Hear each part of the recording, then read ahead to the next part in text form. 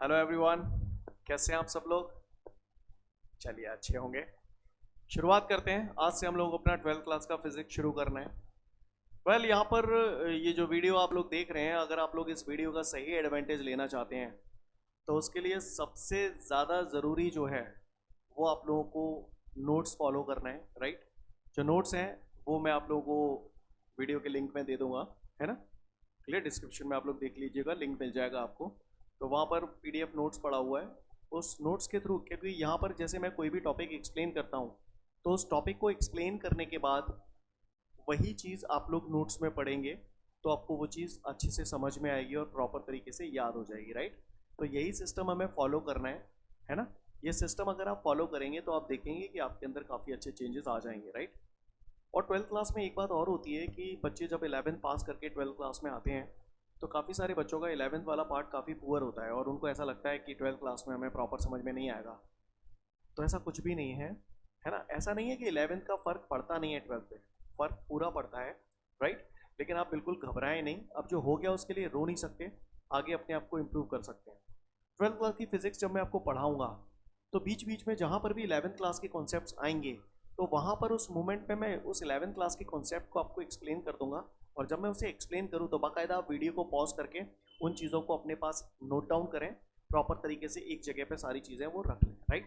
Clear. मैं आपको बता दूं, नोट्स आपको पीडीएफ फॉर्मेट में मिल जाएंगे लिंक में, राइट। तो वो नोट्सों को जैसे जैसे मैं टॉपिक पढ़ाता जाऊँ उसको आपको नोट्सों में फॉलो करना है, अच्छे से पढ़ना है और एक रजिस्टर जरूर मेंटेन करना है। उस रजिस्टर में जितने भी न्यूमेरिकल्स मैं कराऊंगा और न्यूमेरिकल के सॉल्यूशंस आपको नोट करने हैं और उसी रजिस्टर में बैक साइड में जहाँ जहाँ 11th का पोर्शन आएगा उस 11th के पोर्शन को आप लोग नोट कर लीजिएगा। क्लियर। तो शुरुआत करते हैं विदाउट वेस्टिंग टाइम। जहाँ तक 12th क्लास की फिजिक्स की सवाल है, 12th क्लास की जो फिजिक्स है इसको हमने बेसिकली 4 पार्ट में डिवाइड किया गया है। कितने पार्ट में डिवाइड किया गया है? 4 पार्ट में, 1, 2, 3 और 4। इन 4 पार्ट में हम लोगों ने 12th क्लास की फिजिक्स को डिवाइड किया है, जिसमें से एक पार्ट है इलेक्ट्रिसिटी, दूसरा पार्ट है मैग्नेटिज्म, तीसरा पार्ट है हमारा ऑप्टिक्स और चौथा पार्ट है हमारा मॉडर्न फिजिक्स, राइट। इन 4 पार्ट में फिजिक्स को डिवाइड किया गया है। क्लियर। इसमें इलेक्ट्रिसिटी और मैग्नेटिज्म वाला जो पार्ट है ये काफी लेंदी है ना। कॉम्परेटिवली इसके ऑप्टिक्स और मॉडर्न फिजिक्स छोटा है, राइट। तो हम लोग जो शुरुआत करने जा रहे हैं वो इलेक्ट्रिसिटी से शुरुआत करने जा रहे हैं, है ना। तो शुरुआत करते हैं हम लोग यूनिट नंबर 1 और यूनिट का नाम है इलेक्ट्रोस्टैटिक्स। क्या नाम है यूनिट का? इलेक्ट्रोस्टैटिक्स। एक बात मैं आप लोगों को और क्लियर कर दूं कि यहां पर जो आप पढ़ रहे हैं तो जब जब आपसे जो जो एक्टिविटी कराई जाए उन एक्टिविटीज को करना जरूर है। क्लियर। क्योंकि अगर आप एक्टिविटी नहीं कर पाएंगे, नहीं करेंगे, एक्टिविटी में प्रॉपर पार्टिसिपेट नहीं करेंगे तो एक बेहतर अंडरस्टैंडिंग कभी डेवलप नहीं हो सकती, राइट। तो अगर आप चाहते हैं कि बेहतर अंडरस्टैंडिंग डेवलप हो हम लोगों के बीच में तो प्रॉपर एक्टिविटी जब कराई जाए तो उसको करना है। सीन क्लियर है? चलिए देखते हैं। तो यूनिट नंबर 1 जिसका नाम है इलेक्ट्रोस्टैटिक्स और चैप्टर नंबर 1 का नाम है इलेक्ट्रिक चार्ज एंड फील्ड। इसके बारे में हमें बात करनी है। यूजुअली देखा गया है कि काफी सारे लोग यूनिट और चैप्टर में फर्क ही नहीं कर पाते, राइट। तो यहां पर हमें समझना है यूनिट और चैप्टर में फर्क क्या होता है। यूनिट वर्ड यूनिटी से बना है। यूनिटी माने एकता।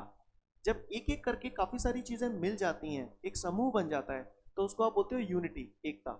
यूनिट का मतलब ही होता है ग्रुप्स, राइट। तो यहां पर एक यूनिट के अंदर काफी सारे चैप्टर्स हो सकते हैं, राइट। एक यूनिट में बहुत सारे चैप्टर्स हो सकते हैं, चैप्टरों के समूह को ही हम लोग यूनिट कहते हैं।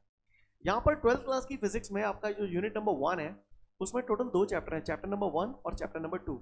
यूनिट का नाम है इलेक्ट्रोस्टैटिक्स और चैप्टर का नाम है इलेक्ट्रिक चार्ज एंड फील्ड। तो करें शुरुआत हम लोग। चलिए तो शुरुआत करते हैं। आपके नोट्सों में सबसे पहला क्वेश्चन आपको मिलेगा इलेक्ट्रोस्टैटिक्स। तो हमें ये जानना है इलेक्ट्रोस्टैटिक्स होता क्या है, व्हाट इज इलेक्ट्रोस्टैटिक्स। तो भैया मैं आपको बता दूं,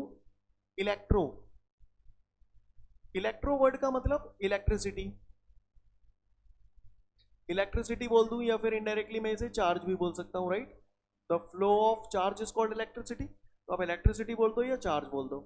दूसरा है यहाँ पर स्टैटिक्स, स्टैटिक्स बोले तो रेस्ट, स्टैटिक्स बोले तो रेस्ट, रेस्ट यानी कोई चीज मूव नहीं कर रही है, राइट। और यहाँ पर कौन मूव नहीं कर रहा है, चार्ज मूव नहीं कर रहा है, ये लिख रहा है चार्ज रेस्ट, क्लियर। यानी जब चार्ज रेस्ट पोजीशन में होता है तो उसको हम लोग बोलते हैं इलेक्ट्रोस्टैटिक्स, क्लियर। कोई पूछता है अगर हमसे कि इलेक्ट्रोस्टैटिक्स होता क्या है, तो हम उसे बोलेंगे the electricity which does not allow to flow is called electrostatics. Scene clear है? The electricity which does not allow to flow is called electrostatics. Electrostatics का ही दूसरा नाम है स्टैटिक इलेक्ट्रिसिटी। इलेक्ट्रोस्टैटिक्स को ही हम लोग स्टैटिक इलेक्ट्रिसिटी भी बोलते हैं। सीन क्लियर है सभी को? Clear. The electricity which does not allow to flow is called electrostatics. Scene clear है? क्लियर। या the charge which does not allow to flow is called electrostatics. I hope you understand. इसके बाद अगले question की तरफ हम लोग बढ़ते हैं, that is frictional electricity. That is frictional electricity. किसी पट्टे ने अगर हमसे पूछा कि भैया फ्रिक्शनल इलेक्ट्रिसिटी क्या होता है, तो जैसा कि नाम इंडिकेट कर रहा है आपको फ्रिक्शन, फ्रिक्शन हम लोग समझते हैं, है ना। फ्रिक्शन हम लोग समझते हैं। फ्रिक्शन में क्या होता है, एक ऑब्जेक्ट को दूसरे ऑब्जेक्ट के साथ रब किया जाता है, एक ऑब्जेक्ट को दूसरे ऑब्जेक्ट के साथ रब किया जाता है, और जब एक ऑब्जेक्ट को दूसरे ऑब्जेक्ट के साथ रब करने से जो इलेक्ट्रिसिटी जनरेट होती है उसे हम लोग बोलते हैं फ्रिक्शनल इलेक्ट्रिसिटी। क्या बोलते हैं? Frictional electricity. Very good, clear. The electricity which is produced due to the friction is called frictional electricity. Scene clear है सभी को? क्लियर है? Again I repeat, the electricity which is produced due to the friction is called frictional electricity. आइए देखते हैं इसका एक example देखते हैं। फ्रिक्शनल इलेक्ट्रिसिटी याद करो, बचपन में जब आप नैने थे तो आप एक कंगा लेते थे और अपनी चांद पे ऐसे घिसते थे। याद आ रहा है नजारा? याद आ गया होगा, है? आया नहीं आया? क्लियर। कंगे को आप अपनी चांद पे घिसते थे और फिर आप क्या करते थे, जैसे ये कंगा है, this is the com, right, और यहाँ पर छोटे छोटे पेपर के पीसेस हैं, तो कंगा क्या करता था, इन छोटे छोटे पेपर के पीसेस को अपनी तरफ अट्रैक्ट करता था। यस और नो? कंगा क्या करता था, छोटे छोटे पेपर के पीसेस को अपनी तरफ अट्रैक्ट करता था। तो that was the example of frictional electricity. Clear. Again I repeat कि किसी ने पूछा हमसे कि भैया फ्रिक्शनल इलेक्ट्रिसिटी क्या होता है, तो हम उसे बोलेंगे कि लाला the electricity which is produced due to the friction is called frictional electricity. फिर से बोल रहा हूं, the electricity which is produced due to the friction is called frictional electricity. Clear. आप लोग भी बोल के देखना। Clear. The electricity which is produced due to the friction is called frictional electricity. कोई भी डेफिनेशन जब मैं बोलूं तो मेरे बोलने के बाद आप वीडियो पॉज करो और उसके बाद खुद रिपीट मारो उसको, राइट। क्लियर। तो वहीं की वहीं डेफिनेशन याद भी हो जाएगी। मैं फिर से बोल रहा हूं, the electricity which is produced, yes, due to the friction, the electricity which is produced due to the friction is called frictional electricity. Example उम्मीद करता हूं समझ गए होंगे आप लोग। क्लियर। आगे बढ़ते हैं। ये कॉम्ब है, ये कॉम्ब है। कॉम्ब काय का बना होता है? बताओ काय का बना होता है? हाँ, प्लास्टिक का बना होता है, राइट। प्लास्टिक क्या है? What is plastic? Come on. हाँ, सब्सटेंस। प्लास्टिक क्या है? सब्सटेंस। तो ये कॉम्ब किसी न किसी सब्सटेंस का बना होता है। सही बोल रहा हूं ना? काय का बना होता है? सब्सटेंस। ये छोटे छोटे पेपर के पीसेस हैं, तो कंगे की कंपैरिजन में ये जो छोटे छोटे पेपर के पीसेस हैं, मैं इन्हें लाइट बॉडीज बोल सकता हूं। बोलो भैया, बोल सकता हूं कि नहीं बोल सकता? क्या बोल सकता हूं? Light bodies. क्लियर। अब ध्यान से सुने, किसी ने मुझसे पूछा कि भैया इलेक्ट्रिसिटी क्या होता है। कोई मुझसे पूछ रहा है इलेक्ट्रिसिटी क्या होता है, तो गौर से सुनिएगा, इलेक्ट्रिसिटी क्या होता है। इलेक्ट्रिसिटी एनर्जी होती है। इलेक्ट्रिसिटी इज द एनर्जी, और ये एनर्जी जब किसी सब्सटेंस के अंदर आ जाती है, ये एनर्जी जब किसी सब्सटेंस के अंदर आ जाती है, तो वो सब्सटेंस लाइट बॉडीज को अपनी तरफ अट्रैक्ट करने लगता है। किसी पट्टे ने मुझसे पूछा कि फलाने इलेक्ट्रिसिटी क्या होती है, तो हम उसे बोलेंगे लाला electricity is the energy due to which a substance acquire the property of attracting the light bodies. Electricity वो एनर्जी होती है जिसके कारण किसी बॉडी में या किसी सब्सटेंस में लाइट बॉडीज को अट्रैक्ट करने का नेचर आ जाता है। Electricity is the energy due to which a substance acquire the property of attracting the light bodies. Acquire का मतलब होता है ऑब्टेन, प्राप्त करना। Clear. Again I repeat, electricity is the energy due to which a substance acquire the property of attracting the light bodies. Hope you understand. उम्मीद करता हूं आप लोग समझ पा रहे होंगे। अगेन आई रिपीट, सबसे पहले हमने पढ़ा इलेक्ट्रोस्टैटिक्स, तो हमने पढ़ा the electricity which does not allow to flow is called electrostatics, ये इसका दूसरा नाम है स्टैटिक इलेक्ट्रिसिटी। दूसरा हमने पढ़ा frictional electricity, the electricity which is produced due to the friction is called frictional electricity. और फिर हमने पढ़ा इलेक्ट्रिसिटी की डेफिनेशन, किसी ने पूछा इलेक्ट्रिसिटी क्या होता है, तो हमने बताया electricity is the energy due to which a substance obtain the property of attracting the light bodies. Hope you understand. अब फटाफट अपने नोट्सों पे जाके इन तीनों डेफिनेशंस को पढ़ो, इलेक्ट्रोस्टैटिक्स को, फ्रिक्शनल इलेक्ट्रिसिटी को और इलेक्ट्रिसिटी को। तीनों डेफिनेशंस अच्छे से याद कर लो, वीडियो को पॉज करो और लर्न करो, इनको अच्छे से रिपीट करो, राइट। चलिए आपने पढ़ लिया होगा, अब आगे बढ़ते हैं। अब इसके बाद हमारे सामने क्वेश्चन है चार्जेस, पॉजिटिव चार्ज और नेगेटिव चार्ज, ये क्या होते हैं। तो भैया हम लोगों ने 9th-10th पास किया है, काफ़ी सारी बातें हम लोग जानते हैं। 9th-10th में आपको पढ़ाया गया था, चार्जेस के बारे में बताया गया था कि दो टाइप के चार्ज होते हैं, एक होता है पॉजिटिव चार्ज और एक होता है नेगेटिव चार्ज। बताया था ना, कितने टाइप के चार्ज होते हैं, दो टाइप के चार्ज होते हैं, एक होता है पॉजिटिव चार्ज और दूसरा होता है नेगेटिव चार्ज, राइट। और आपको ये भी बताया था कि अगर दो ऑपोजिट चार्ज हैं, यानी एक पॉजिटिव है एक नेगेटिव है, तो उनके बीच में हमेशा अट्रैक्शन फोर्स लगता है। लेकिन अगर दो सेम चार्ज हैं, यानी एक पॉजिटिव और दूसरा भी पॉजिटिव, तो उनके बीच में हमेशा रिपल्सिव फोर्स लगता है। यानी आपको ये बताया गया था same charges always repel each other and opposite charges always attract each other. Scene clear है, ये बात आप लोगों ने 9th-10th में पढ़ी है, मैं उम्मीद करता हूँ आप सभी लोग जानते हैं। Again I repeat, opposite charges always attract each other, यानी एक चार्ज अगर पॉजिटिव है और दूसरा चार्ज अगर नेगेटिव है, तो इनके बीच में हमेशा अट्रैक्शन फोर्स लगता है। अट्रैक्शन फोर्स लगता है यानी दोनों एक दूसरे के पास पास आते हैं, क्लियर। लेकिन अगर दोनों सेम नेचर के चार्ज हैं, यानी पहला भी पॉजिटिव दूसरा भी पॉजिटिव, तो इनके बीच में रिपल्सिव फोर्स लगता है और ये दोनों एक दूसरे से दूर जाते हैं, यानी ये इधर जाएगा ये इधर जाएगा, ये भी नेगेटिव है ये भी नेगेटिव है, तो ये इधर जाएगा ये इधर जाएगा, राइट। रिपल्शन में दो चीजें एक दूसरे के दूर जाती हैं, अट्रैक्शन में दो चीजें एक दूसरे के पास आती हैं।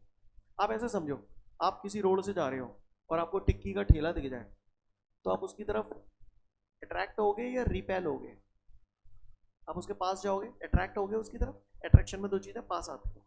और मान के चलो अगर मैं ऐसे बोलूँ आप किसी रोड से जा रहे हो और आपको मरा हुआ सुअर दिख जाए, तो आप क्या करोगे, अट्रैक्ट होगे उसकी तरफ, हाँ दूर निकल जाओगे उससे, रिपेल होगे, क्लियर। खैर उम्मीद करता हूं आप लोग समझ गए होंगे। Same charges always repel each other, opposite charges always attract each other, ये बात तो हम लोगों ने 9th-10th में पढ़ी है, हम जानते हैं। लेकिन कमबख्त चार्ज क्या होता है हम ये नहीं जानते, क्लियर। चार्ज क्या होता है ये बात हम लोग नहीं जानते, तो आज हम लोग समझते हैं कि ये चार्ज एग्जैक्टली पॉजिटिव नेगेटिव ये क्या है, हमको समझ नहीं आता कि ये पॉजिटिव चार्ज क्या है नेगेटिव चार्ज क्या है। तो इसको समझने के लिए हमें अपनी 11th क्लास पे जाना होगा, राइट, क्लियर। 11th की हमारी कुछ कमियां हैं वो हमें दूर करनी होंगी, है ना, और जिन लोगों को पता है तो वो लोग समझ पाएंगे। तो जो भी चीज़ें मैं बता रहा हूँ यहाँ पर उसे आप ध्यान से देखिएगा। पॉजिटिव चार्ज नेगेटिव चार्ज ये क्या है एग्जैक्टली, तो इसको समझने के लिए सबसे पहले हमको समझना पड़ेगा एटम, क्लियर। क्या समझना पड़ेगा, एटम। तो चलिए एटम के बारे में हम लोग जानते हैं। आप लोगों ने 11th क्लास में केमिस्ट्री में पढ़ा होगा एटम के बारे में, पूरा की पूरा एक चैप्टर था एटॉमिक स्ट्रक्चर, क्लियर। चलिए देखते हैं। तो एटम की अगर हम बात करें तो सपोज करिए कोई भी आपने केमिस्ट्री में पढ़ा होगा, कोई भी एलिमेंट जैसे हम लिखते हैं तो आपने देखा होगा जैसे हीलियम है, तो हीलियम को हम लोग ऐसे ही तो लिखते हैं, हीलियम, क्लियर। केमिस्ट्री में कोई भी एलिमेंट आप ऐसे ही लिखते हैं, यूजुअली एक प्रॉपर रोटेशन आप ऐसे ही बनाते हैं अगर आपको पता हो तो, राइट, क्लियर। आप Z को बोलते हो एटॉमिक नंबर, Z क्या है यहां पर, एटॉमिक नंबर, और A क्या है यहां पर, एटॉमिक मास। वैसे मैं उम्मीद करता हूं ये बात आप सब लोगों को पता है, मुझे मालूम है आप लोगों को पता है, राइट। कोई भी एलिमेंट है ना, कोई भी एलिमेंट है, हीलियम मैंने लिखा तो हीलियम का एटॉमिक नंबर 2 है और एटॉमिक मास 4 है। तो चलिए हीलियम का एटम बनाते हैं हम लोग, क्या बनाते हैं, एटम। तो ये मैंने बना दिया इसका एटम, राइट, ये मैंने एटम बना दिया लाइक दिस, ये हीलियम का मैंने एटम बना दिया, क्लियर। और एटम के अंदर होता है न्यूक्लियस, तो ये मैंने न्यूक्लियस बना दिया, क्लियर। एटम के अंदर क्या होता है, न्यूक्लियस, तो ये मैंने न्यूक्लियस बना दिया। ये एटम है, दिस इज एटम, और ये जो है इसको हम लोग बोलते हैं न्यूक्लियस। जिन्हें पता है अच्छी बात है, नहीं पता तो समझ लें इस बात को, राइट। ये एटम है और ये न्यूक्लियस है। आपको बता दूं आपकी जानकारी के लिए, एटम जो होता है, एटम का जो साइज होता है वो 1 एंगस्ट्रॉम से 10 एंगस्ट्रॉम की रेंज का होता है, और न्यूक्लियस का जो साइज होता है वो 1 फर्मी से 10 फर्मी की रेंज का होता है। मैं आपको ज़्यादा यहाँ डिटेल में नहीं ले जाना चाहता, चैप्टर पढ़ाऊंगा एटम, है ना। चैप्टर नंबर 12 हमारा एटम हम लोग पढ़ेंगे 12th की फिजिक्स में, बाद में आएगा, तब वहाँ पर इनके बारे में हम लोग बहुत डिटेल में बात करेंगे। फिलहाल मैंने आपकी जानकारी के लिए बता दिया, एटम का जो साइज होता है वो 1 एंगस्ट्रॉम से 10 एंगस्ट्रॉम की रेंज का होता है। न्यूक्लियस का जो साइज होता है 1 फर्मी से 10 फर्मी की रेंज का होता है। याद रहे तो ठीक है, नहीं तो कोई दिक्कत नहीं है, एटम पढ़ेंगे तब देखेंगे डिटेल में। फिलहाल इतना पता होना चाहिए, ये एटम है और इसके अंदर ये न्यूक्लियस है। अब आप बताओ, पढ़े लिखे हो, बता सकते हो न्यूक्लियस के अंदर कौन कौन रहता है? हाँ, वेरी गुड। न्यूक्लियस के अंदर रहते हैं प्रोटॉन और न्यूट्रॉन। न्यूक्लियस के अंदर कौन रहते हैं? प्रोटॉन और न्यूट्रॉन। अच्छा, इलेक्ट्रॉन नहीं रहते न्यूक्लियस के अंदर? हाँ, सही कहा आपने, नहीं रहते।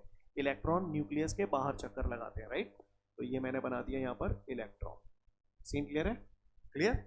यानी ये पूरा हमारा एटॉमिक स्ट्रक्चर बनके तैयार हो गया। ये पूरा एटम है, ये न्यूक्लियस है, न्यूक्लियस के अंदर प्रोटॉन और न्यूट्रॉन रहते हैं, और न्यूक्लियस के बाहर इलेक्ट्रॉन चक्कर लगाते हैं। क्लियर? ये सब बातें हम लोग जानते हैं। अब इधर देखें, यहाँ पर जैसे हीलियम है ये, तो इसका एटॉमिक नंबर कितना है? 2। तो ये एटॉमिक नंबर हमसे कुछ कहता है। ये एटॉमिक नंबर हमसे ये कहता है कि भैया इसका एटॉमिक नंबर 2 है, तो इसका मतलब ये है कि ये जो मैंने एटम बनाई है ना हीलियम की, इसमें 2 ही प्रोटॉन होंगे और 2 ही इलेक्ट्रॉन होंगे। यानी मेरा कहने का तात्पर्य यह है कि जितना एटॉमिक नंबर होता है उतने ही प्रोटॉन होते हैं न्यूक्लियस के अंदर, और उतने ही इलेक्ट्रॉन होते हैं न्यूक्लियस के बाहर। सीन क्लियर है? बात समझ में आ रही है? मैं फिर से बोल रहा हूँ, जितना एटॉमिक नंबर होता है, जितना एटॉमिक नंबर होता है उतने ही प्रोटॉन होते हैं और उतने ही इलेक्ट्रॉन होते हैं। अब बात आती है number of neutron. Number of neutron कैसे निकालें? तो नंबर ऑफ न्यूट्रॉन निकालने के लिए हम लोग क्या करते हैं, एटॉमिक मास में से एटॉमिक नंबर को माइनस कर देते हैं। यानी 4 - 2, यानी कि ऐसे लिख दो इसे 4 - 2, यानी कितने न्यूट्रॉन हो गए इसके अंदर? 2 न्यूट्रॉन। क्लियर? ये केवल मैंने आपको समझाने के लिए 4 - 2 लिखा है, लेकिन वास्तव में कितने? 4 में से 2 माइनस कर दूंगा तो 2 ही तो बचेंगे। क्लियर? समझ में आ रही है बात? ओके, मैं फिर से बोल रहा हूँ, जितना एटॉमिक नंबर होता है उतने ही प्रोटॉन होते हैं, उतने ही इलेक्ट्रॉन होते हैं। लेकिन नंबर ऑफ न्यूट्रॉन अगर हमें निकालना होता है तो हम एटॉमिक मास में से एटॉमिक नंबर को माइनस कर देते हैं, तो हमारा नंबर ऑफ न्यूट्रॉन आ जाता है। क्लियर है? यहाँ पर इत्तेफाक से नंबर ऑफ न्यूट्रॉन भी बराबर ही आ रहा है इनके। क्लियर? खैर, तो उम्मीद करूँ मेरी बात आपको समझ में आ गई। सीन क्लियर है? क्लियर? चलिए, अच्छी बात है। तो ये बात हम लोग अच्छे से समझ गए हैं, हमको एटॉमिक स्ट्रक्चर समझ में आ गया है, राइट। तो जैसे सपोज करिए मैं एक जनरल फॉर्म में बना रहा हूँ, मैंने कोई ये एलिमेंट लिख दिया ये, राइट। अब मैं इसका एटम बना रहा हूँ, तो गौर से देखिएगा, ये हो गया एटम। सीन क्लियर है? This is atom. ये मैंने इसके अंदर बना दिया इसका क्या? न्यूक्लियस। Nucleus, right. न्यूक्लियस के अंदर आपने बोला प्रोटॉन रहते हैं, न्यूट्रॉन रहते हैं, राइट। और न्यूक्लियस के चारों तरफ इलेक्ट्रॉन चक्कर लगाते हैं। अब आप बताओ, इसका स्ट्रक्चर बनाया मैंने, तो कितने प्रोटॉन होंगे? तो मैंने बताया था जितना एटॉमिक नंबर होता है उतने ही प्रोटॉन होते हैं। यहाँ पर एटॉमिक नंबर कितना है? Z, तो इसका मतलब Z प्रोटॉन, राइट। कितने इलेक्ट्रॉन होंगे? तो जितना एटॉमिक नंबर होता है उतने इलेक्ट्रॉन होते हैं, तो Z इलेक्ट्रॉन होंगे, राइट। न्यूट्रॉन कैसे निकालते हैं?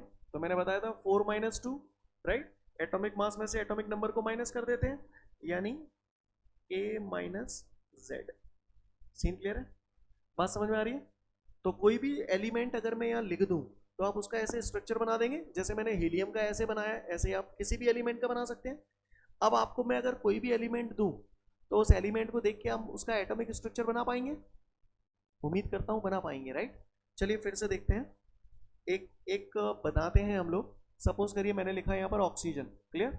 ऑक्सीजन का मैंने एटॉमिक नंबर 8 दे दिया, ये मैंने इसका आइसोटोप ले लिया 17, राइट। मैंने मन से ही ले लिया एग्जाम्पल। तो चलिए इसका एटम बनाते हैं हम लोग, राइट। तो ये हो गया एटम, ये हो गया न्यूक्लियस। न्यूक्लियस के अंदर क्या क्या होते हैं? हाँ हाँ हाँ, वेरी गुड, प्रोटॉन और न्यूट्रॉन। और न्यूक्लियस के बाहर कौन चक्कर लगाता है? हाँ वेरी गुड, इलेक्ट्रॉन। अब बताओ भैया कितने प्रोटॉन होंगे? तो हमें मालूम है प्रोटॉन उतने ही होते हैं जितना कि एटॉमिक नंबर होता है। एटॉमिक नंबर कितना है? 8। तो 8 ही प्रोटॉन और 8 ही इलेक्ट्रॉन होंगे, राइट। नंबर ऑफ न्यूट्रॉन निकालने क्या करते हैं? इसमें से इसको माइनस कर देते हैं। 17 माइनस 8 कितना हो गया? हाँ 9। क्लियर? तो 9 न्यूट्रॉन। कहानी समझ में आ रही है सभी को? किसी को कोई दिक्कत? उम्मीद करता हूँ सबको क्लियर होगा। बात समझ में आ गई? अब मेरी बात ध्यान से सुनना, ध्यान से। क्लियर? गौर से सुनिएगा आप लोग। ये बात जो आपने पढ़ी, ये बात मैंने आपको जो समझाई, यहाँ पर इलेक्ट्रॉन है, प्रोटॉन है, न्यूट्रॉन है, राइट। इससे पहले हमने जो देखा, यहाँ पर भी हमने ये एग्जाम्पल देखे, राइट। तो मैं आपको एक बात बता दूं, ये बात आप लोग जानते हैं, आपने पढ़ा है, न्यूट्रॉन, न्यूट्रॉन न्यूट्रल होता है ना। चूंकि न्यूट्रॉन न्यूट्रल होता है तो इसका मतलब न्यूट्रॉन पे चार्ज कितना हुआ? हाँ सही बोला आपने, 0। क्लियर? नाम से ही पता चल रहा है न्यूट्रॉन न्यूट्रल यानी 0, यानी न्यूट्रॉन पे चार्ज हमेशा 0 होता है। क्लियर? और ये बात भी आप लोग जानते हैं, ऐसा मुझे लगता है, प्रोटॉन पे चार्ज कितना होता है और इलेक्ट्रॉन पे चार्ज कितना होता है। आपको बता दूं, आप लोगों ने पढ़ा होगा, प्रोटॉन पे चार्ज और इलेक्ट्रॉन पे चार्ज, दोनों लिख रहा हूं मैं यहाँ पर। दोनों पे ही चार्ज की वैल्यू जो होती है दैट इज 1.6 इंटू 10⁻⁻19 कूलम।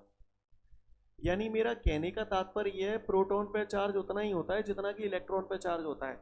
बस फर्क इस बात का है कि प्रोटॉन पे जो चार्ज होता है वो पॉजिटिव नेचर का होता है, इलेक्ट्रॉन पे जो चार्ज होता है वो नेगेटिव नेचर का होता है। जो बोल रहा हूँ आपको पल्ले पड़ रहा है? बात समझ में आ रही है सभी को? क्लियर? प्रोटॉन पे चार्ज और इलेक्ट्रॉन पे चार्ज हमेशा बराबर होते हैं और अपोजिट नेचर के होते हैं। अब आप बताओ, एक प्रोटॉन और एक इलेक्ट्रॉन, प्रोटॉन का चार्ज ये रहा, इलेक्ट्रॉन पे चार्ज ये रहा, अगर इन दोनों चार्जेस को मैं जोड़ूंगा तो मेरा आंसर क्या आने वाला है? बताओ। 0, क्योंकि एक प्लस की वैल्यू एक माइनस की वैल्यू कट जाएगा। बोलो भैया, आप देखो ना, अगर मैं प्रोटॉन का चार्ज और इलेक्ट्रॉन का चार्ज जोड़ूं तो ये पॉजिटिव वैल्यू है पूरी, ये नेगेटिव वैल्यू है, तो कैंसिल हो जाएंगे आपस में, तो नेट चार्ज कितना आ जाएगा? 0। सीन क्लियर है सभी को? क्लियर? यानी एक प्रोटॉन और एक इलेक्ट्रॉन अगर मिला दिया जाए तो नेट चार्ज कितना बनेगा? हाँ 0। बात समझ में आ रही है? अब आप गौर से देखिए, इस एटम को देखते हैं हम लोग, इसमें न्यूट्रॉन है, न्यूट्रॉन न्यूट्रल होता है, हमेशा न्यूट्रल होता है, राइट। अब 2 प्रोटॉन और 2 ही इलेक्ट्रॉन, प्रोटॉनों पे पॉजिटिव, इलेक्ट्रॉनों पे नेगेटिव, 2 प्रोटॉन यानी 2 पॉजिटिव हो गए, 2 इलेक्ट्रॉन यानी 2 नेगेटिव हो गए, तो नेट चार्ज कितना हो गया? 0। यस और नो? क्लियर? आपने देखा ना, एक प्रोटॉन का चार्ज और एक इलेक्ट्रॉन का चार्ज दोनों मिलकर आपस में 0 हो रहे थे, ऐसे 2 प्रोटॉन 2 इलेक्ट्रॉन, तो 2 पॉजिटिव होंगे 2 नेगेटिव होंगे, कहानी खत्म हो जाएगी। यस और नो? क्लियर है? क्योंकि हमने देखा एटम में जितने प्रोटॉन होते हैं उतने इलेक्ट्रॉन होते हैं, जितने प्रोटॉन है उतने इलेक्ट्रॉन है, तो इसका मतलब नेट चार्ज कितना हो गया एटम पे? हाँ 0। क्लियर है? लिख लेना इस बात को, मैं बोल रहा हूँ लिख लो, है ना, मैं जो बोल रहा हूँ पॉज करके लिख लेना। Atom is always electrically neutral, atom is always electrically neutral. मैं लिख देता हूं आप लोगों के लिए, एटम, आप भी अपने नोट्सों में लिख लो इसको, atom is always electrically neutral. उम्मीद करता हूं आप लोग ये बात समझ भी गए होंगे। Clear? Atom is always electrically neutral, atom हमेशा न्यूट्रल होता है। तो क्यों है न्यूट्रल? बात समझ में आई? क्योंकि जितने नंबर ऑफ प्रोटॉन है उतने ही नंबर ऑफ इलेक्ट्रॉन है, तो इस वजह से दोनों एक दूसरे के इफेक्ट को न्यूट्रलाइज कर देते हैं और कहानी खत्म हो जाती है। बात समझ में आ रही है? सीन क्लियर है? क्लियर? अच्छा, एक और स्टेटमेंट आप बताओ पहले। ये तो एटम हो गया, एटम हमेशा न्यूट्रल होता है। अब किसी पट्टे ने मुझसे पूछ लिया कि फलाने न्यूक्लियस पे चार्ज कितना होता है, मुझसे पूछा जा रहा है न्यूक्लियस पे चार्ज कितना होता है, तो भैया यही तो न्यूक्लियस है। अब आप बताओ न्यूक्लियस पे चार्ज कैसा होता है? तो मुझे मालूम है न्यूक्लियस पे अगर चार्ज होगा तो प्रोटॉन की वजह से होगा और न्यूट्रॉन की वजह से होगा। अब मुझे मालूम है न्यूट्रॉन तो न्यूट्रल होता है, तो न्यूट्रॉन का तो कोई चार्ज होगा नहीं, तो प्रोटॉन पे जो भी, सॉरी, न्यूक्लियस पे जो भी चार्ज होगा वो प्रोटॉनों की वजह से होगा। और प्रोटॉन पे कैसा चार्ज होता है? पॉजिटिव या नेगेटिव? हाँ पॉजिटिव। क्लियर? तो आप बताओ न्यूक्लियस पे कैसा चार्ज आएगा? हाँ पॉजिटिव चार्ज। समझ में आया क्यों न्यूक्लियस पे हमेशा कैसा चार्ज होता है? पॉजिटिव। क्लियर? क्यों है पॉजिटिव, समझ में आ रहा है? क्योंकि न्यूक्लियस के अंदर प्रोटॉन है और न्यूट्रॉन है, न्यूट्रॉन पे कोई चार्ज होता नहीं है, प्रोटॉन पे पॉजिटिव होता है, इसलिए न्यूक्लियस पे कैसा चार्ज हुआ, पॉजिटिव। तो मैं लिख रहा हूं यहां पर, आप लोग भी लिख लें, charge on the nucleus is positive, charge on the nucleus is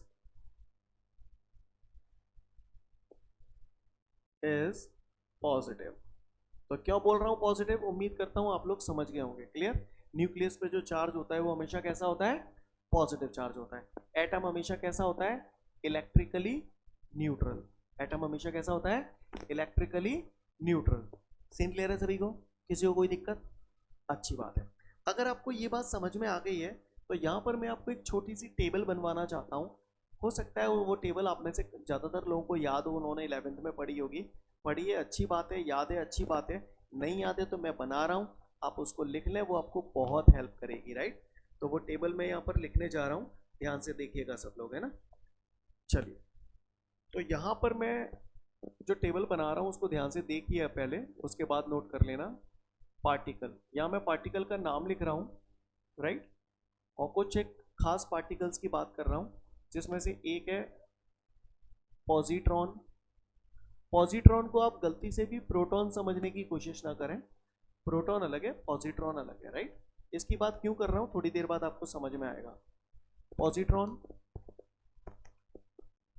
electron, proton, neutron, right. ये कुछ मैंने चार्ज पार्टिकल्स के नाम लिखे हैं, पार्टिकल्स के नाम।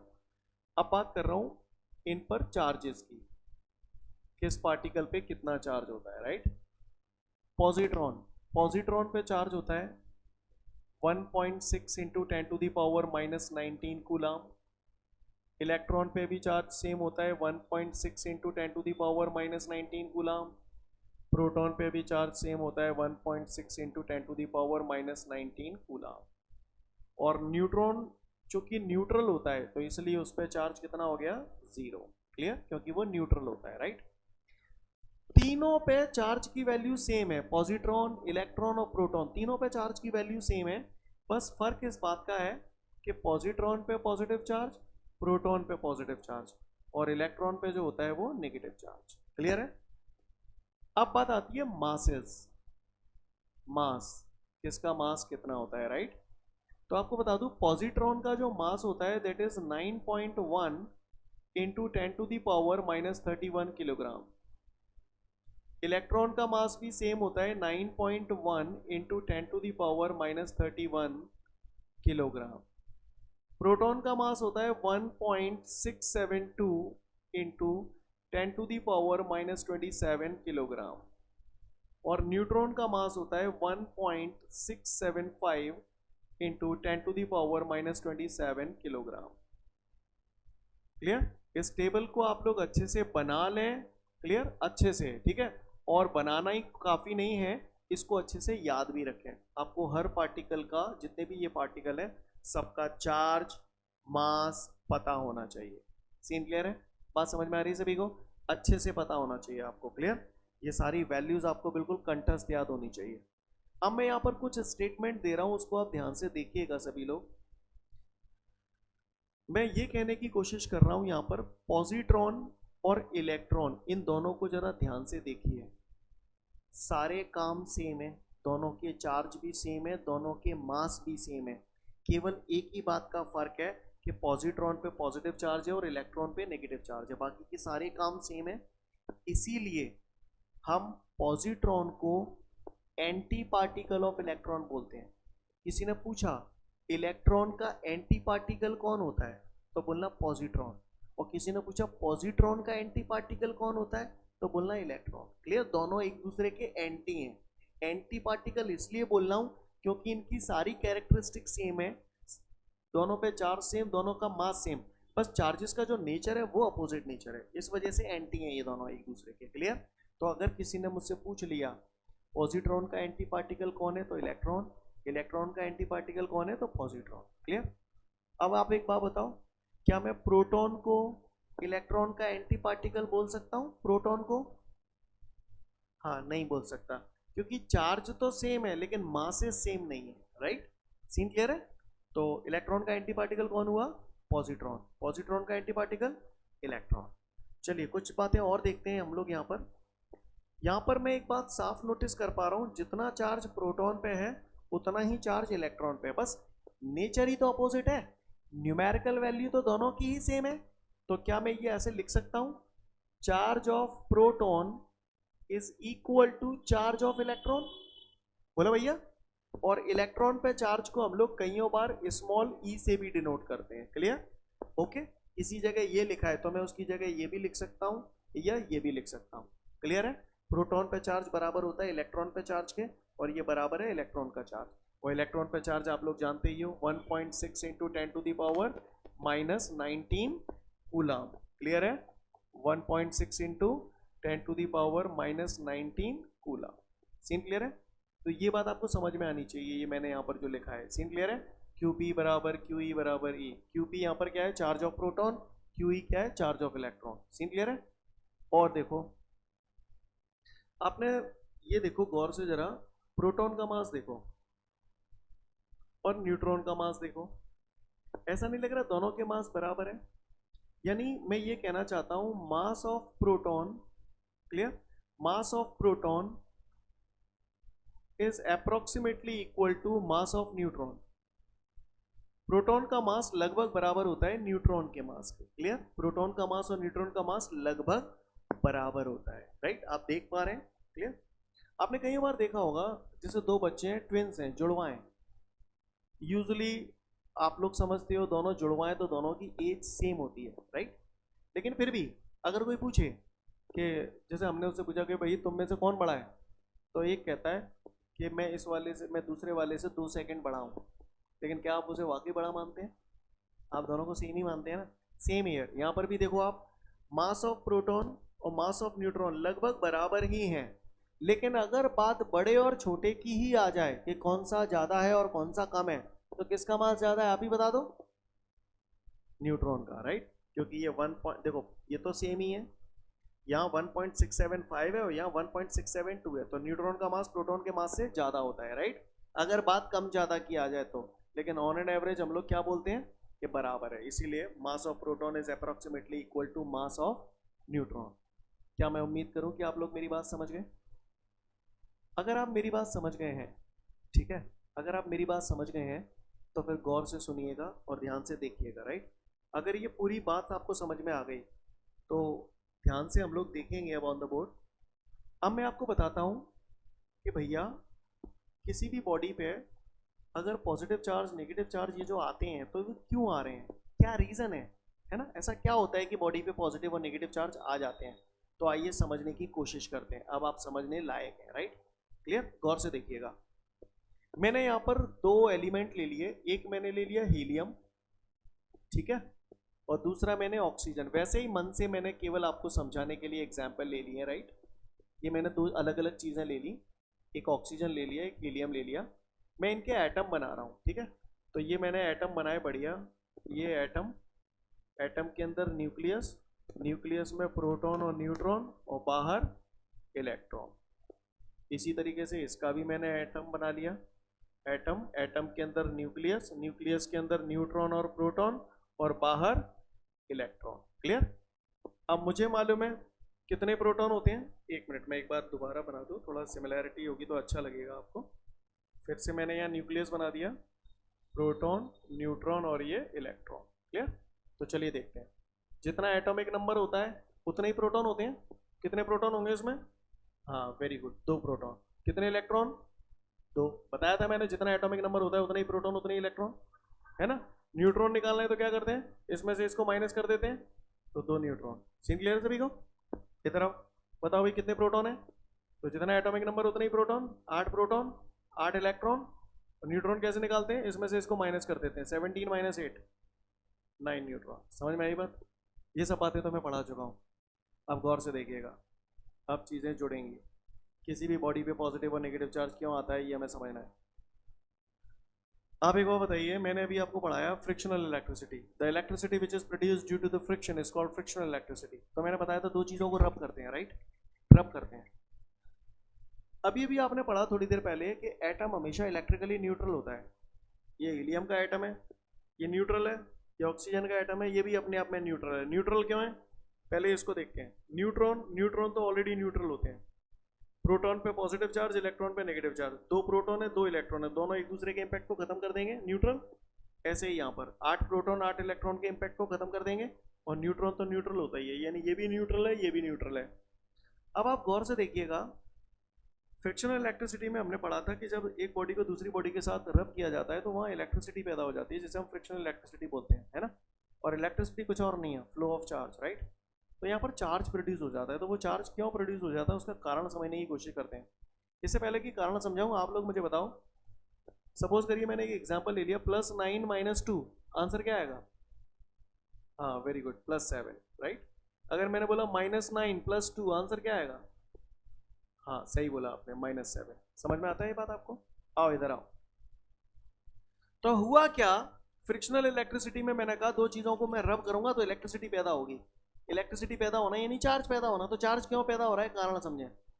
जब मैंने हीलियम का ये जो एटम है इसको ऑक्सीजन के एटम के साथ ऐसे रब किया, तो जब मैंने रब किया ना, तो इस रबिंग के प्रोसेस में होता क्या है, एक सब्सटेंस से इलेक्ट्रॉन निकलते हैं और दूसरे सब्सटेंस की तरफ पहुंच जाते हैं। मैंने मान लिया यहाँ से कोई एक इलेक्ट्रॉन निकल के यहाँ पहुंच गया, समझना मेरी बात को, यहाँ से कोई एक इलेक्ट्रॉन निकल के यहाँ पहुंच गया। अब आप गौर से देखिएगा, यहाँ 2 इलेक्ट्रॉन थे, अब एक ही इलेक्ट्रॉन रह गया, और इलेक्ट्रॉन पे नेगेटिव चार्ज होता है, तो एक नेगेटिव बना दूं। 2 इलेक्ट्रॉन थे, एक ये इधर चला गया, तो यहाँ एक ही इलेक्ट्रॉन रह गया, यानी एक नेगेटिव रह गया। पॉजिटिव कितने हैं? 2 पॉजिटिव हैं, तो एक पॉजिटिव से एक नेगेटिव खत्म हो गया, क्या बचा? पॉजिटिव। यानी इस पे कौन सा चार्ज आ गया? हाँ पॉजिटिव चार्ज आ गया। क्यों आ गया, समझ में आई बात? अच्छा इधर आ जाओ, इस पे 8 प्रोटॉन थे 8 इलेक्ट्रॉन थे। अब जैसे ही एक इलेक्ट्रॉन और यहाँ पर आ गया तो ये 9 इलेक्ट्रॉन हो गए, यानी 9 नेगेटिव और 8 पॉजिटिव, तो 9 नेगेटिव और 8 पॉजिटिव, आंसर कैसा आएगा? हाँ नेगेटिव। समझ में आई बात? नहीं आई? उम्मीद करता हूँ आप लोग मेरी बात को समझ गए होंगे। सीन क्लियर है सभी को? क्लियर। तो यहाँ पर जब मैंने इन दोनों को रब किया, यहाँ से इलेक्ट्रॉन निकल के इधर आ गया, तो यहाँ पर जब इलेक्ट्रॉन निकल के यहाँ आ गया तो आपने देखा कि यहाँ पर एक इलेक्ट्रॉन कम हो गया, क्योंकि एक इलेक्ट्रॉन यहाँ चला गया तो यहाँ एक ही इलेक्ट्रॉन बचा, एक इलेक्ट्रॉन यानी एक नेगेटिव। अभी मैंने बनाया था एक नेगेटिव, 2 प्रोटॉन यानी 2 पॉजिटिव, पॉजिटिव से नेगेटिव खत्म, तो क्या बचा? पॉजिटिव ही बचा, इसलिए पॉजिटिव चार्ज। क्लियर। ये इलेक्ट्रॉन यहाँ आ गया तो यहाँ पर 8 इलेक्ट्रॉन की बजाय अब 9 इलेक्ट्रॉन हो गए, यानी 9 नेगेटिव और 8 पॉजिटिव, तो आंसर क्या आएगा? नेगेटिव। कहानी समझ में आ रही है? लिसन एवरीवन, जब 2 सब्सटेंस को रब किया जाता है ना, तो ऐसी सिचुएशन में क्या होता है, एक सब्सटेंस से इलेक्ट्रॉन निकलते हैं दूसरे पर जाते हैं। जिस सब्सटेंस से इलेक्ट्रॉन निकलते हैं उस पर हमेशा पॉजिटिव चार्ज आता है, जिस सब्सटेंस से इलेक्ट्रॉन निकलते हैं उस पर हमेशा पॉजिटिव चार्ज आता है, और जिस सब्सटेंस पे इलेक्ट्रॉन पहुंचते हैं उस पर हमेशा नेगेटिव चार्ज आता है। आप ऐसे, ये तो मैंने बहुत डिटेल में आपको समझाया, आप देसी में याद रखें। बारातें देखते हैं, बारातें में लोग पैसे लुटाते हैं, पैसे लुटाते हैं। जो पैसे लुटा रहा है वो धनवान है, धनवान यानी पॉजिटिव। जो पैसे लुटा रहा है वो धनवान है यानी पॉजिटिव, राइट। यहाँ पैसे की जगह पे क्या है, इलेक्ट्रॉन लुटा रहा है, इलेक्ट्रॉन लुटा रहा है तो इस पे धनवान यानी पॉजिटिव आ गया। समझ में आ रही है बात? और जो पैसे लूट रहा है वो बेकारी है, नेगेटिव, पागल बनती है, पर समझ में आता है। सीन क्लियर है? बात समझ में आ रही है? मैं फिर से बोल रहा हूँ इन शॉर्ट, और ऐसे ही आपको याद रखना है। जब ये तो मैंने रीज़न आपको डिटेल में बताने की कोशिश की है, पर आप इतना समझे बस, ज़्यादा उम्मीद नहीं है मुझे। 2 सब्सटेंस है, दोनों को एक दूसरे के साथ रब किया जाता है, तो ऐसी सिचुएशन में एक सब्सटेंस से इलेक्ट्रॉन निकलते हैं और दूसरे पे पहुंचते हैं। जिससे इलेक्ट्रॉन निकलते हैं उस पर हमेशा पॉजिटिव चार्ज आता है, और जिस पे पहुंचते हैं उस पर हमेशा नेगेटिव चार्ज आता है। सीन क्लियर है? बात समझ में आ रही है? 2 सब्सटेंस को मैंने रब किया, एक पे अगर पॉजिटिव चार्ज है तो इसका मतलब ये है कि वहां से कुछ ना कुछ इलेक्ट्रॉन निकल गए हैं। क्लियर। और अगर दूसरे पे नेगेटिव चार्ज है तो इसका मतलब, किसी कंडक्टर पे अगर नेगेटिव चार्ज है तो इसका मतलब उस पर बाहर से कहीं एक्स्ट्रा इलेक्ट्रॉन आ गए हैं।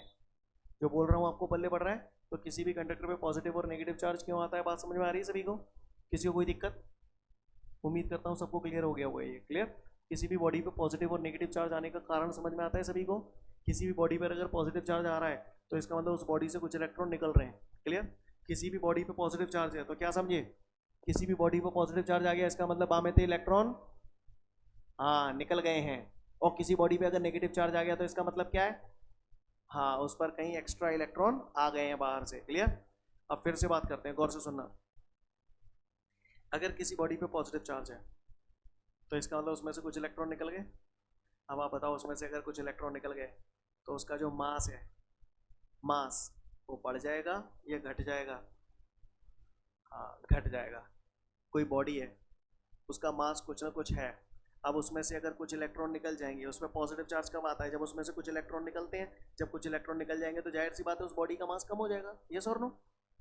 एक बॉडी है, ठीक है, अभी उस पर कोई चार्ज नहीं है तो उसका कुछ ना कुछ मास होगा, लेकिन थोड़ी देर के बाद अगर उस पर नेगेटिव चार्ज आ जाए तो उसका मास बढ़ जाएगा या घट जाएगा? बढ़ जाएगा। क्लियर? क्यों बढ़ जाएगा? क्योंकि नेगेटिव चार्ज आने का मतलब उस पर कहीं बाहर से कुछ एक्स्ट्रा इलेक्ट्रॉन आ गए, और बाहर से अगर इलेक्ट्रॉन आ गए हैं तो उन इलेक्ट्रॉनों का मास उसमें जुड़ जाएगा कि नहीं जुड़ जाएगा? तो मास क्या हो जाएगा? बढ़ जाएगा। बात समझ में आ रही है? तो मैं फिर से बोल रहा हूँ, किसी भी बॉडी पे पॉजिटिव चार्ज कब आता है? जब उससे कुछ इलेक्ट्रॉन निकलते हैं, और बॉडी से इलेक्ट्रॉन निकलते हैं, राइट? किसी बॉडी से इलेक्ट्रॉनों का निकलना, this indicates deficiency of electron. क्या बोलते हैं इसे? Deficiency of electrons. और ये इलेक्ट्रॉन किसी दूसरी जगह पहुंचते हैं, तो जहां पर ये इलेक्ट्रॉन पहुंच रहे हैं तो वहां पर इलेक्ट्रॉनों की जो संख्या है वो बढ़ जाती है। पहले इस पे 8 इलेक्ट्रॉन थे, बाहर से एक इलेक्ट्रॉन और आ गया तो इलेक्ट्रॉनों की संख्या बढ़ गई। यस और नो? तो यहाँ पर जो इलेक्ट्रॉन थे वो नॉर्मल पोजीशन से थोड़े ज़्यादा हो गए। नॉर्मल पोजीशन में 8 थे, जब ये और आ गया तो बढ़ गए। मेरा कहने का तात्पर्य यह है कि किसी बॉडी पे अगर पॉजिटिव चार्ज है तो इसका मतलब वहाँ से कुछ इलेक्ट्रॉन निकल के दूसरी जगह गए हैं, तो इसका मतलब वहाँ पर कुछ इलेक्ट्रॉनों की कमी हो गई। और किसी बॉडी पे अगर नेगेटिव चार्ज आ गया है तो इसका मतलब उसमें बाहर से कुछ इलेक्ट्रॉन आ गए हैं, तो इसका मतलब उस पर इलेक्ट्रॉन सामान्य पोजीशन से थोड़े ज़्यादा हो गए हैं। क्लियर? शॉर्ट एंड स्वीट बोलता हूँ, positive charge always indicate the deficiency of electron and negative charge always indicate the excess of electrons. अगर किसी कंडक्टर पे पॉजिटिव चार्ज है तो इसका मतलब वो डेफिशिएंसी ऑफ इलेक्ट्रॉन को इंडिकेट करता है। अगर किसी कंडक्टर पे नेगेटिव चार्ज है तो इसका मतलब वो एक्सेस ऑफ इलेक्ट्रॉन को इंडिकेट करता है। लिख लेना चाहो तो पॉजिटिव चार्ज का मतलब deficiency of electron, negative charge बोले तो एक्सेस ऑफ इलेक्ट्रॉन्स। क्या मैं उम्मीद करूँ आप लोग समझ गए? सीन क्लियर है सभी को? किसी को कोई दिक्कत? उम्मीद करता हूँ आपको समझ में आ गया होगा किसी भी बॉडी पे पॉजिटिव और नेगेटिव चार्ज क्यों पैदा हो रहे हैं। क्यों पैदा हो रहे हैं? Due to the transformation of electron.